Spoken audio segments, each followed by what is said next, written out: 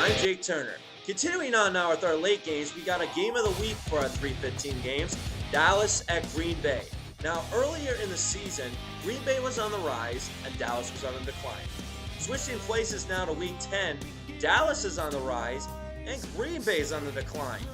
Green Bay has suffered a horrendous amount of sacks surrendered by the Packers offensive line. 37 sacks by the Packers offensive line given up. I mean, we watched Jimmy Wilkinson last week for Tampa get on the right side of Allen Barber and sack Rodgers twice. You know how many times the Buccaneers sacked Rodgers? 6 times. But how many interceptions has Rodgers had this year? Only 5. And nearly 20 touchdowns. Unreal. At 16, he is 4 away from already having 20 touchdowns, and it's only week 10. Let me tell you something. Here's the problem with the Packers. Offensive line, poor coaching. Right now, if you're not listening in Green Bay right now, there's no drama in Dallas. Everybody's all in love with Dallas and everything like this. In Green Bay, it's like Dallas's drama went into Green Bay. Mike McCarthy's on the hot seat. He's in deep trouble. James Campen for the offensive line, deep trouble. The special teams coach is in deep trouble. Everybody is in trouble, except defensive coordinator Dom Capers. But here's the thing. The Packers, this is your last chance.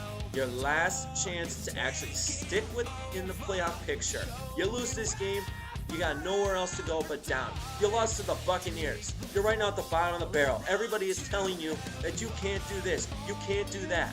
We even got players saying that if they don't win this game, that they could be out of a job. You know, that was from Donald Driver. A lot of credit to him, and I do buy it. If the Packers don't win this game, they'll be on the decline, and the best they'll finish is at 8-8.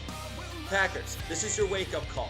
If you want to win, and if you want to get into the playoffs this year, you need to win this game. Because you got San Francisco next, you got to face off against Baltimore, you got to face off against Pittsburgh, and at the end of the year, you got to face off against Seesaw, Arizona. Which team will show up? I don't know. As for Dallas, Dallas has always played this well in November. The one I have a problem with is December. Hey folks, you remember that Tony Romo has his worst month of the year is December. We saw it last year.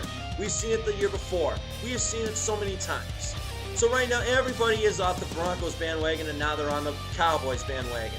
I just don't trust Wade Phillips right now. Remember, guys, this is the same coach that nearly destroyed San Diego, horrendously hurt Buffalo, and sent them back 2 years. I mean, starting Rob Johnson over Doug Flutie in a playoff game was a big problem for me. I just don't think Wade Phillips is that good of a coach. Now, I do believe Dallas will win this game.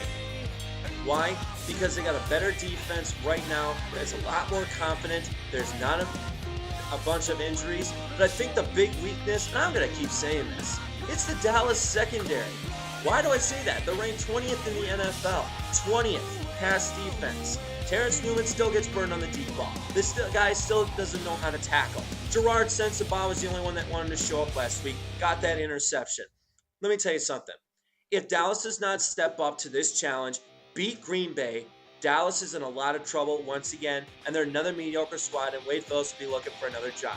So basically, I'm going to call this game hot seat. It's because 2 coaches are on the hot seat right now, Wade Phillips and Mike McCarthy. Only one will keep a job, or maybe they won't. I'm going to take Dallas in a close one. Final score, 31-28, Dallas.